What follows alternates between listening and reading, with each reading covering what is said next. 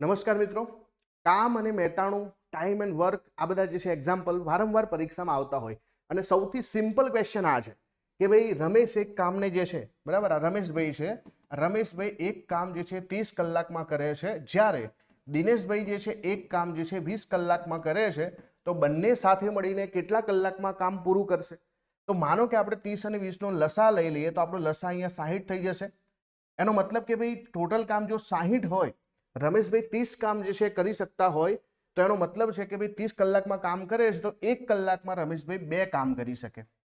દિનેશભાઈ જે છે 60 કામને જે છે 20 કલાકમાં કરી શકતા હોય, એનો મતલબ કે 1 કલાકમાં 3 કામ કરી શકે.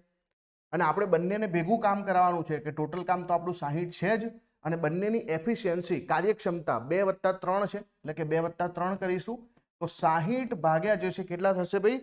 3 ને 2 5 થશે, એટલે કે 12 × 5 = 60. એનો મતલબ કે ભાઈ બંનેને જો જોડે કામ આપવામાં આવે તો 12 કલાકની અંદર આ કામ કરી શકે. કેટલા કલાકમાં? 12 કલાકની અંદર આ કામ કરી શકે છે.